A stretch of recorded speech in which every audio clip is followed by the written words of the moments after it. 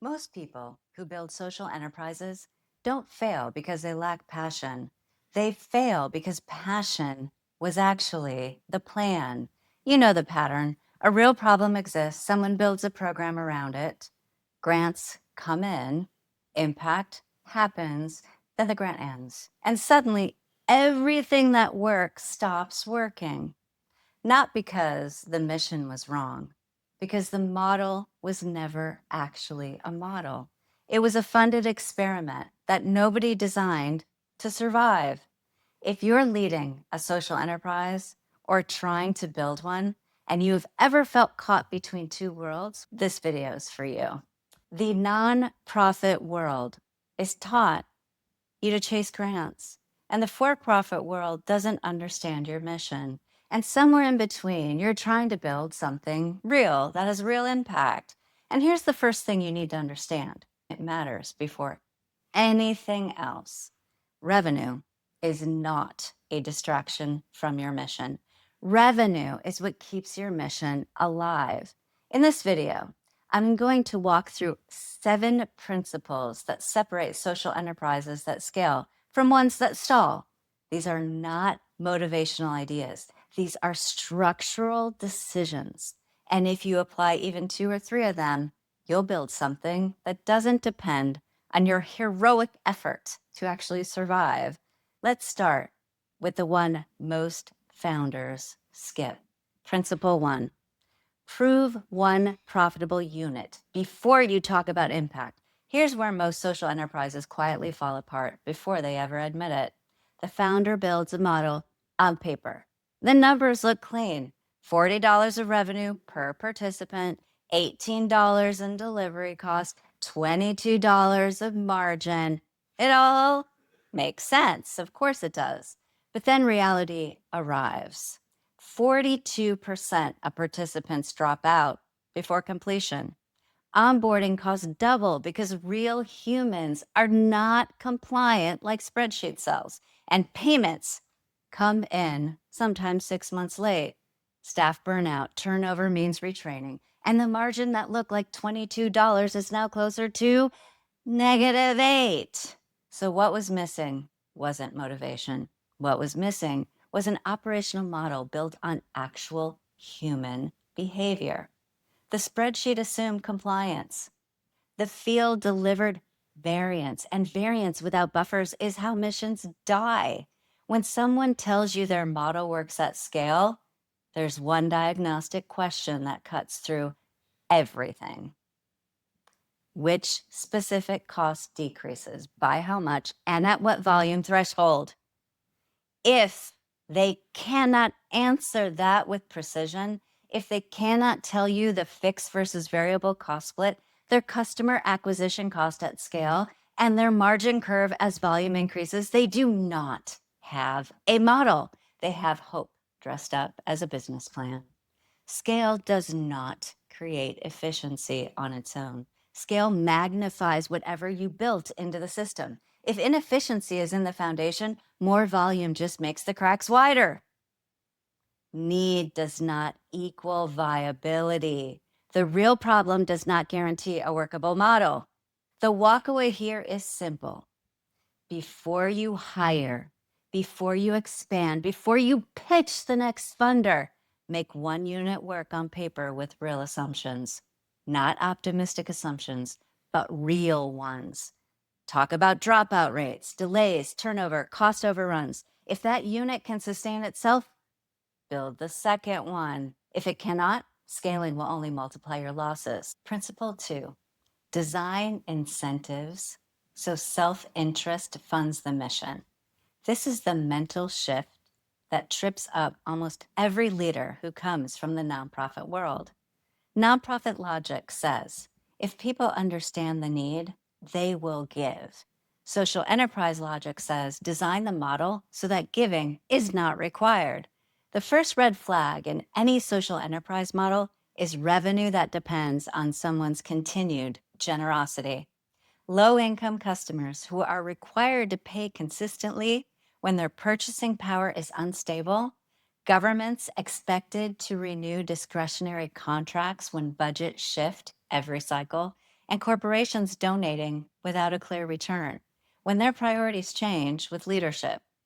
So, goodwill is not a revenue strategy, it's a bridge. And bridges are not meant to be permanent foundations. The hardest mental shift for leaders who come from the charitable sector is this: moving from charity logic to incentive logic. Charity logic asks, who needs this? Incentive logic asks, who wins every time this transaction happens? When you can answer the second question for every party in your model, the customer, the investor, the employee, and the community, you've built something durable. When you cannot, you've built something that depends on everyone acting against their own self interest indefinitely, and that just doesn't hold. Here's what this looks like in practice. There's a model in agricultural development where a nonprofit trains and equips smallholder farmers. It provides inputs, financing, agricultural support. Hey, this is Gretchen. If you liked what you heard today and you would like to learn more about building resilient financial organizations, you can find more value in the description below by clicking on the Nexus Impact Spotlight. There's lots of information that you can use and actually apply yourself today. And when they do, yields improve, quality improves, trust builds at the community level. A for-profit social enterprise sits alongside it. It aggregates the supply, handles logistics, storage, quality control, and it sells produce to urban buyers at market rates. And the buyers pay for reliable volume. The aggregator earns margin on sales, and that profit funds the farmer support. Imagine that. And then the flywheel starts turning. Higher sales bring more farmers into the system. More farmers lower the cost per farmer, and every new buyer makes it cheaper to reach the next farmer. The nonprofit reduces their production risk. The company reduces supply volatility, and the farmers gain income stability. Impact scales through commerce. That is how it happens. Growth no longer depends on grants or goodwill, and mission is funded by the market because the market benefits from the mission. Audit your own model with this question. Who wins every single time impact happens? If the answer isn't clear for every major stakeholder, that's where your fragility lives. Principle 3, solve the capital gap with architecture, not hope. If you have ever tried to raise money for a social enterprise, you already know the challenge. Traditional investors say it's too risky, margins are too thin. Traditional grant makers say, it's too commercial, it's not aligned with our mandate, and you end up in a funding no man's land. This is not bad luck. It's a structural problem with a structural solution. Around 60% of social enterprises report they cannot access the right kind of funding, not because money doesn't exist, because their capital stack isn't designed for the type of capital that actually exists for their stage and risk profile. The most successful social enterprises don't find investors. They design a stack for investors. In blended finance, you use catalytic capital, you use grants, you use guarantees, you use subordinated debt to absorb early stage risks. That de-risked position then allows commercial capital to come in at a later stage once the model is actually proven. So think of it this way: philanthropy becomes the research and development budget, private capital becomes the expansion budget. But this only works if you design the architecture intentionally.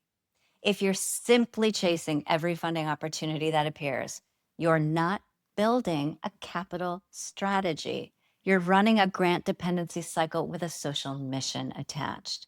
The walkaway is this: before your next funding conversation, map your capital stack deliberately. What risk can philanthropic capital absorb in the early stage? What proof points unlock concessional lending? And what metrics signal that commercial capital can enter safely? If you can answer these questions, you are doing capital architecture. If you can't answer these questions, you're doing grant chasing. and grant chasing is just plain exhausting. Principle 4, build internal cross-subsidy into the core model. One of the most reliable structural patterns in social enterprise is one that most organizations stumble into accidentally rather than design deliberately: cross-subsidy. The basic logic is really straightforward. One customer segment generates enough margin to fund access for another. Urban customers fund rural outreach, and paying clients fund scholarships, while premium services fund basic access. But here's the difference between cross-subsidy as a structural design choice and cross-subsidy as an accident. When it's accidental, it's really seasonal. A good quarter funds a community initiative. A bad quarter means cutting the initiative. The mission becomes a casualty of commercial volatility. When the structural link is hardwired, the percentage of every sale automatically routes to the access fund. The more the commercial side grows, the more the mission side grows. They're not in tension. They are the same system. That's the key. The agricultural model I described earlier works this way. The margin from urban produce sales funds farmer support, not as charity, as an embedded operating cost that generates a supply quality that makes the sales possible. Your walkaway: identify your profit engine, then explicitly wire it to access, not as a pledge, as a structural rule that runs whether you're in the room or not. Principle 5, turn distribution into a system, not a plea. Here's a pattern that shows up constantly in organizations that are doing genuinely important work. They rely on asking people to care. Share our mission, they say. Tell your friends, help us spread the word, right? And it works sometimes for a moment, around a campaign maybe, and then it just fades because sharing something out of obligation doesn't create a habit, does it? People share what's interesting to them, right?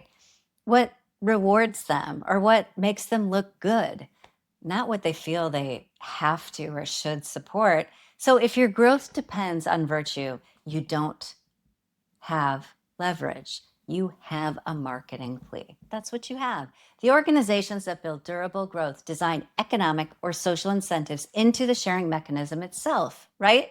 A referral that earns the referrer something real, a community structure where belonging requires participating in growth, actually participating, a network effect where the more people join, the more each individual benefits themselves.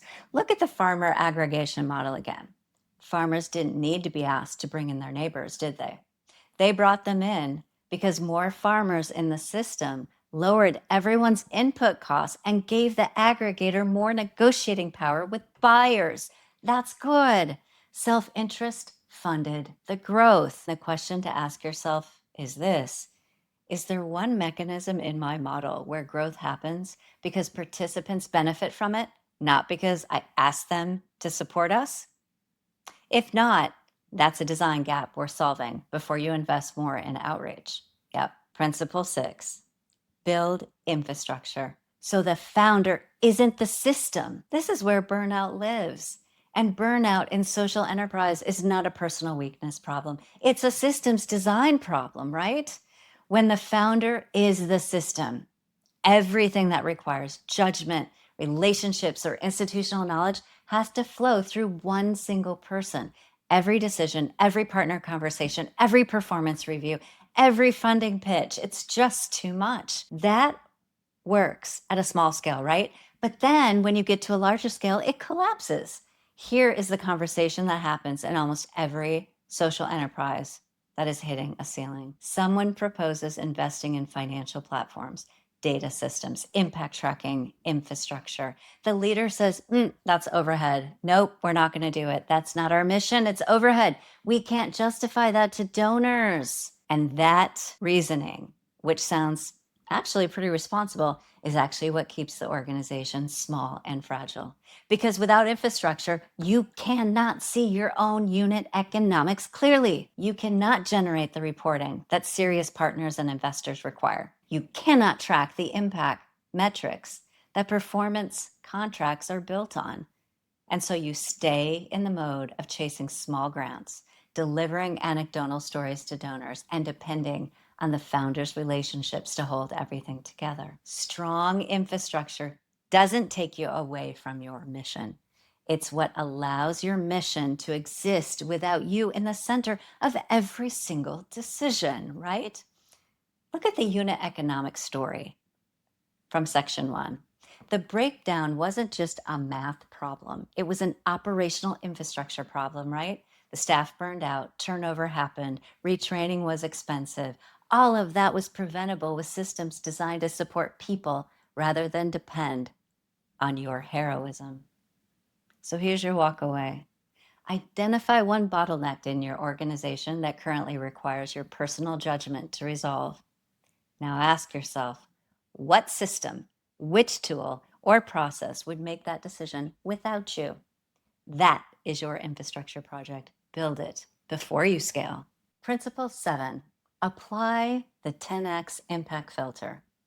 Let me offer a lens that changes how you evaluate everything you are building. Most founders believe, and it makes sense why they believe this, that if the need is real and the mission is noble, the model deserves to survive, right?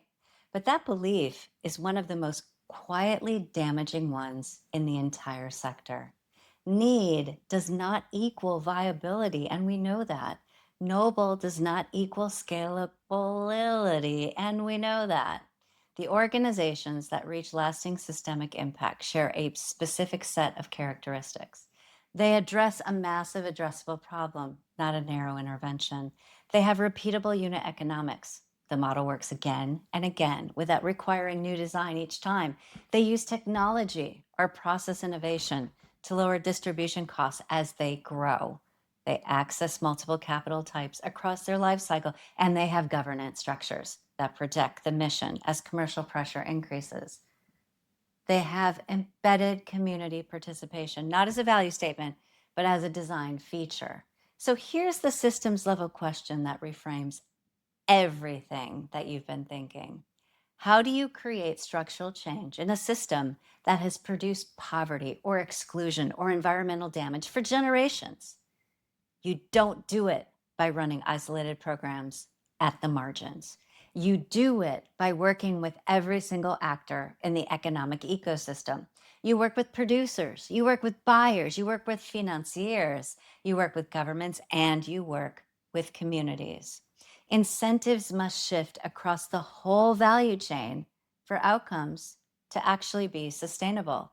The goal is not temporary relief that feels good. The goal is redesigning value flows so that wealth accumulates at every level of the system, including at that very bottom where the vulnerable are. And that requires exit strategy thinking from day one.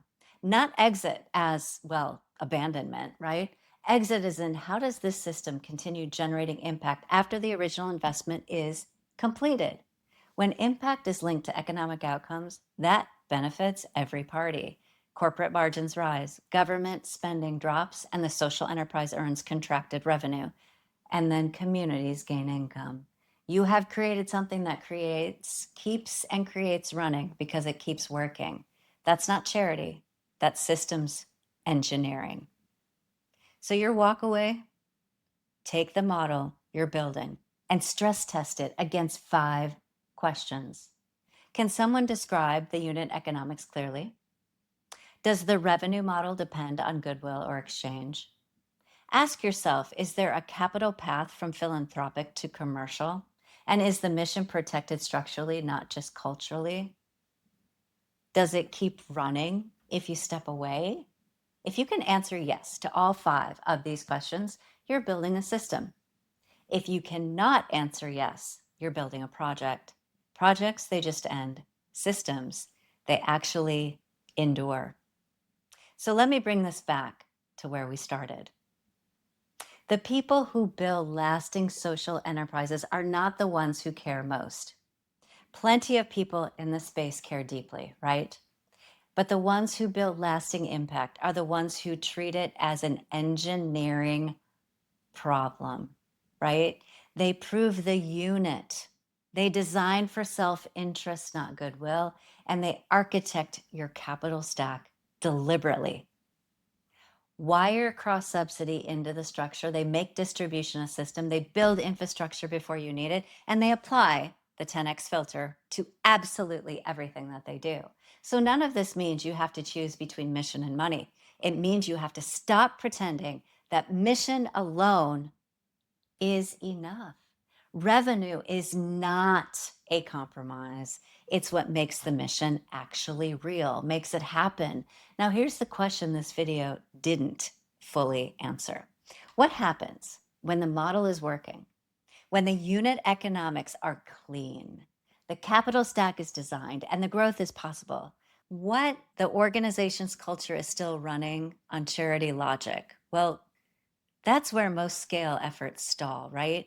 Not in the numbers, it's in the people. And that's what the next video covers. Watch it now.